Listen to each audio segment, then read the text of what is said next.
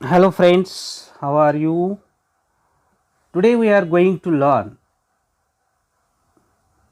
the short story written by O. Henry. आज आपण इयत्ता 12वीच्या इंग्रजीच्या पुस्तकातील द कॅप अँड अँथेम या स्टोरीचा अभ्यास करणार आहोत. सुरुवातीला आपण या शॉर्ट स्टोरी लघुकथेचं नाव समजून घेऊया. या ठिकाणी द कॅप CAP कॅप म्हणजे टोपी असा अर्थ घ्यायचा नाही, तर कॅप म्हणजे पोलीस आणि द अँथेम म्हणजे गीत गाणं. तर कथेचं नाव आहे पोलीस आणि गाणं. इथं जो अर्थ आहे ते चर्चमधील गाणं किंवा भजन असं आपण म्हणूयात. तर आपण सुरुवातीपासूनच ही कथा समजून घेणार आहोत. पाहूया.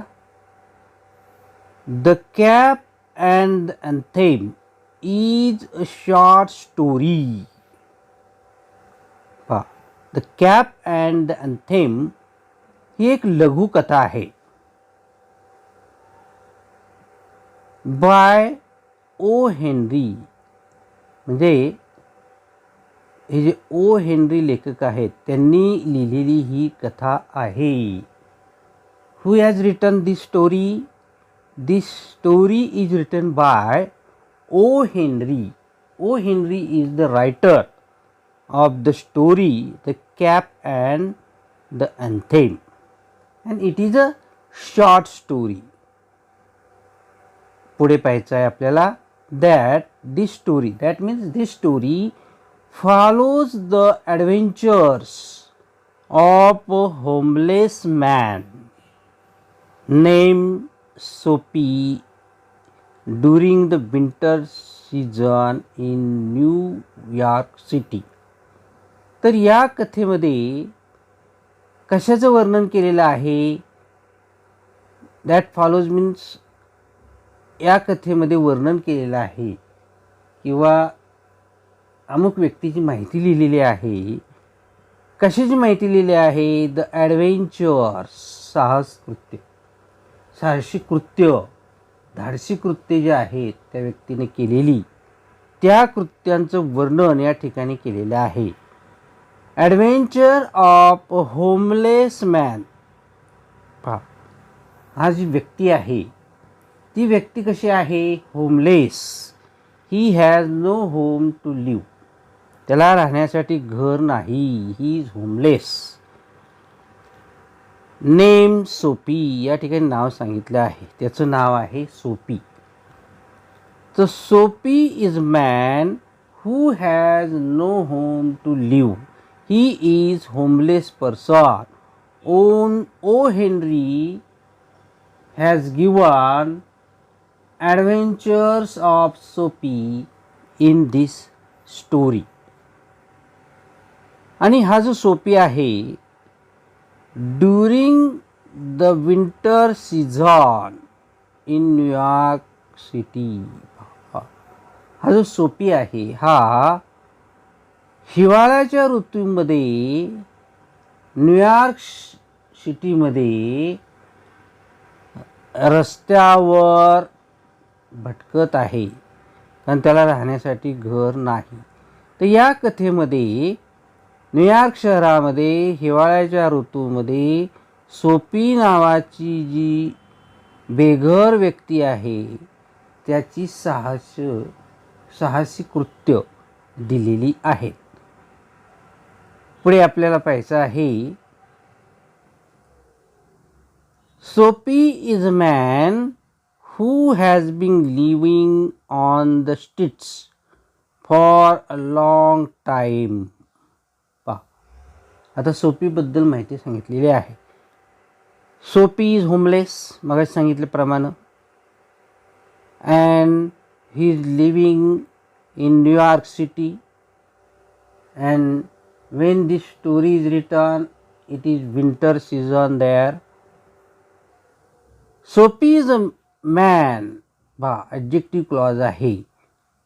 अ मॅन, त्या मॅनबद्दल इथं माहिती दिलेली आहे, नावांबद्दल माहिती दिलेली आहे.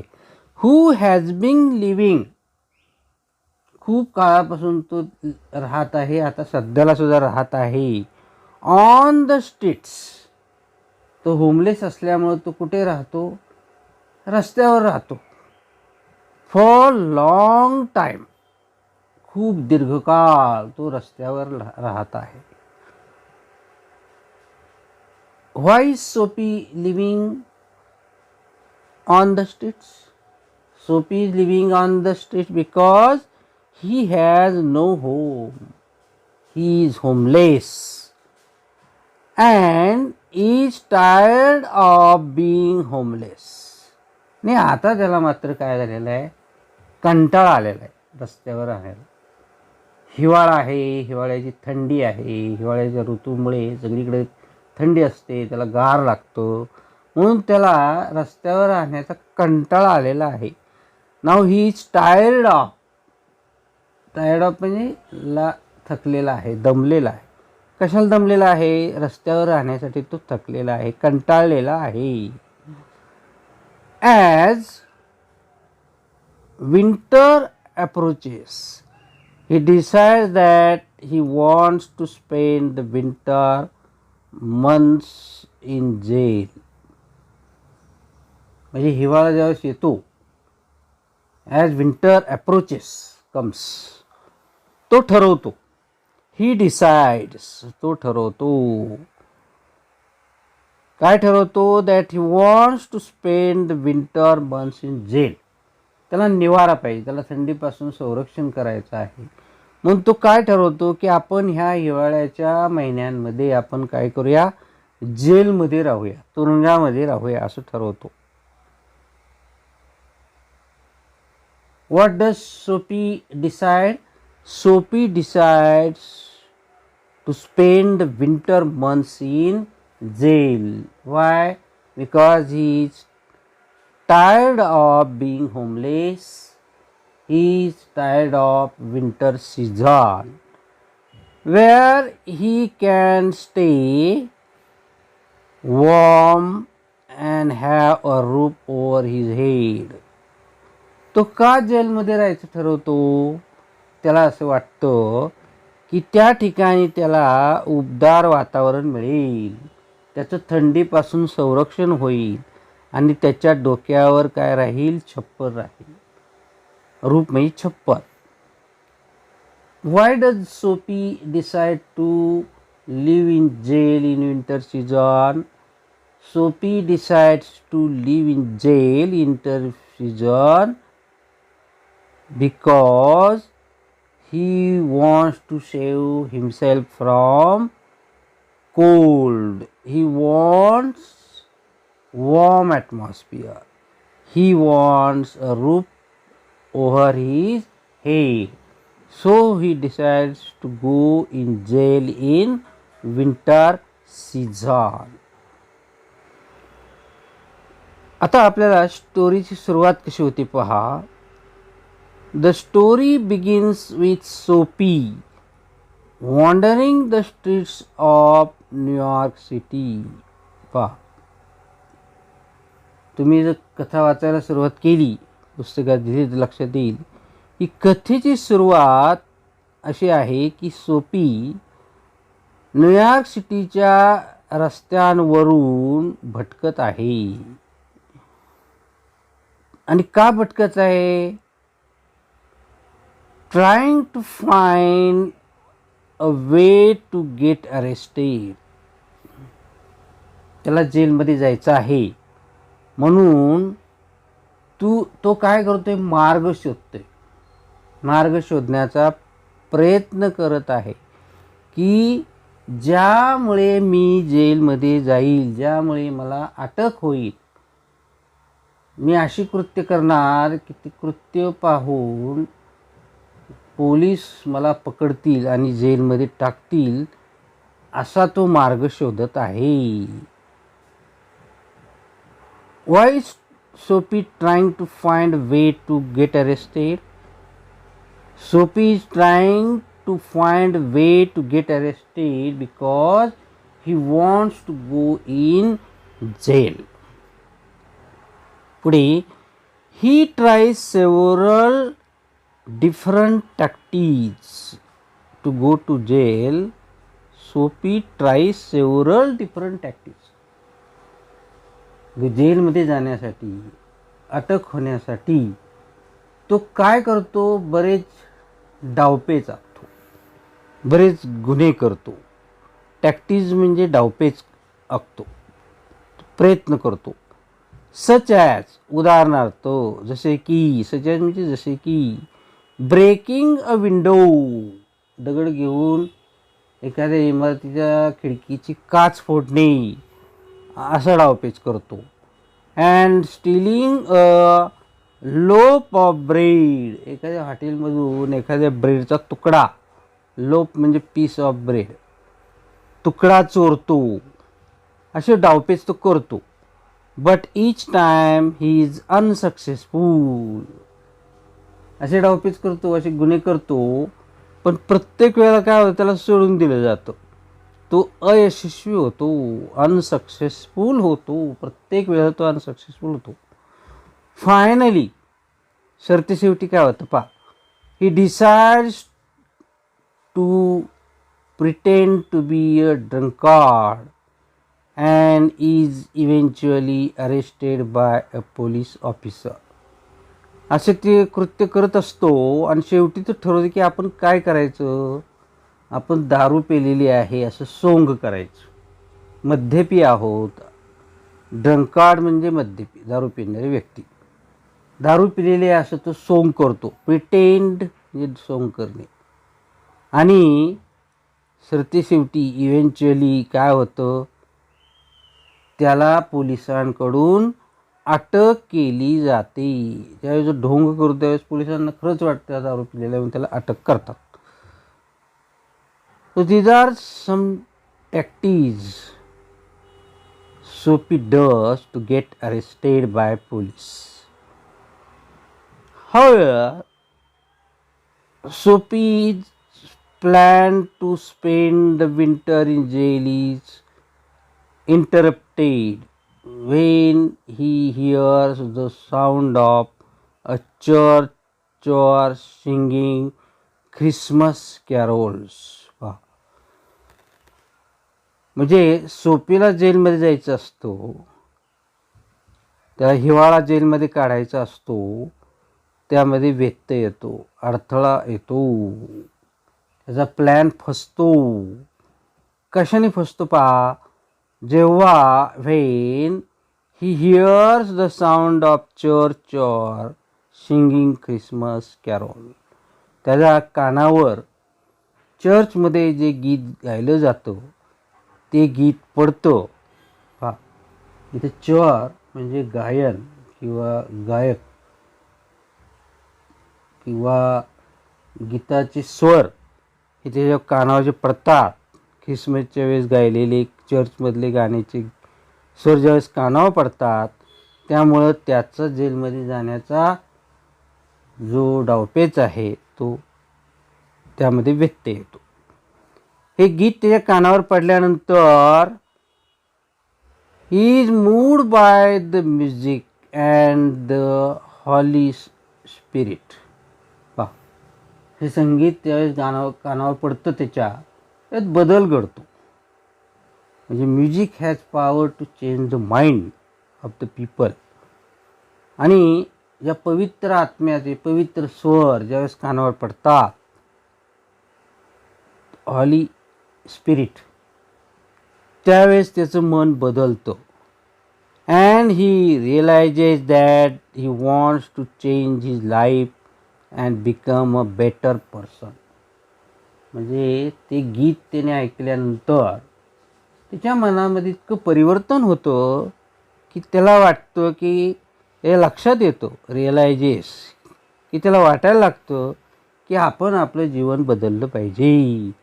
त्याला त्याचे जीवन बदलायची शक्ती मिळते, प्रेरणा मिळते आणि एक चांगला माणूस घडण्याचे विचार त्याच्या डोक्यामध्ये येतात, त्याच्या मनामध्ये येतात. म्हणजे भजन कीर्तन, देवाची गाणी यामुळे माणसामध्ये किती परिवर्तन होतं हे आपल्या इथे लक्षात येत आहे. Soapy decides to make a fresh start. आणि ते चर्चमधील गीत ऐकल्यानंतर की आपण जीवनात एक नवीन सुरुवात करूया, फ्रेश स्टार्ट करूया असं तो ठरवतो. What does Soapy decide? Soapy decides to make a fresh start and tries to find a job. आणि एक चांगली व्यक्ती घडण्यासाठी, तो नव्याने जीवन सुरू करण्यासाठी तो एक नोकरी शोधण्याचा प्रयत्न करतो. What does Soapy try? Soapy try to find a job but he is unsuccessful because of his criminal record. त्याला काही यश येत नाही त्यामध्ये. ही इज अनसक्सेसफुल, अयशस्वी होतो नोकरी शोधण्यामुळे. कारण का? त्याचं जे मागचं रेकॉर्ड आहे हे गुन्हेगारीचं रेकॉर्ड आहे. त्याची मागचे जे जीवन आहे ते गुन्हेगारीचं आहे, त्यामुळे त्याला नोकरी मिळत नाही. Why did Sophie not get a job? Sophie did not get a job because of his criminal record. Eventually, बघा शेवटी काय होतं?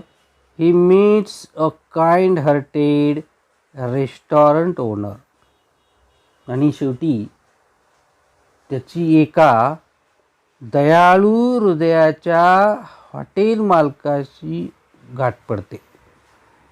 हू गिव्ज हिम अ जॉब. आणि हा जो ओनर आहे, रेस्टॉरंट ओनर, हा काय करतो? त्याला नोकरी देतो. Who gives a job to Soapy? A restaurant owner gives job to Soapy. Why? Because restaurant owner is kind-hearted person and a place to stay. बघा, आणि त्याला राहण्यासाठी जागा सुद्धा देतो. Restaurant owner gives, not only gives a job to Sophie but also a place to stay, राहण्यासाठी जागा सुद्धा देतो. सोपी is grateful for the kindness.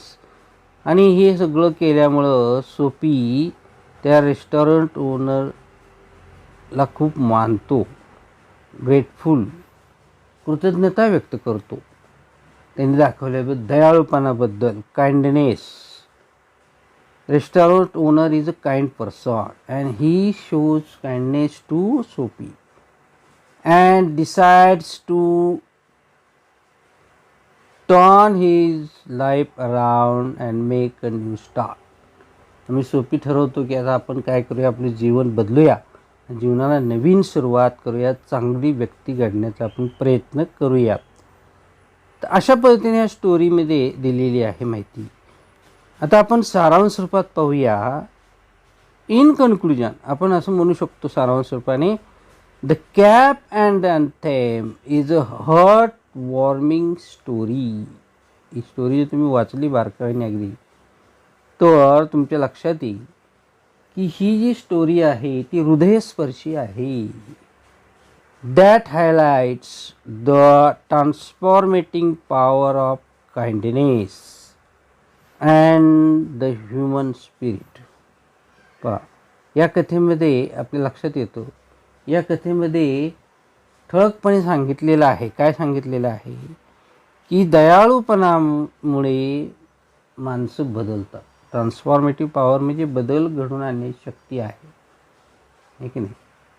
म्हणजे आपण जर एखाद्या व्यक्तीवर दया दाखवली तर समोरच्या व्यक्तीमध्ये बदल घडवू शकतो, हे या कथेमध्ये सांगितलेलं आहे. म्हणजे एखाद्याचा आत्मा, ह्युमन स्पिरिट म्हणजे आत्मा, बदलू शकतो. Kindness has power to change the mind of people. It encourages us to look behind the surface of the people and to show empathy and compassion towards those who may be less fortunate than ourselves. आणि आपल्याला प्रेरणा देते ही कथा. कशाची प्रेरणा देते की समोरच्या अडचणीत असलेल्या माणसाला किंवा कमनशिबी असलेल्या माणसाला, संकट असणाऱ्या माणसाला त्याचा पूर्ण अभ्यास करून, त्याला दया दाखवून, त्याला नव्याने जीवन सुरू करण्याची संधी दिली पाहिजे आणि त्याला सहानुभूती व्यक्त केली पाहिजे आणि त्याला प्रेम दिलं पाहिजे जे आपल्यापेक्षा कमनशिबी आहेत.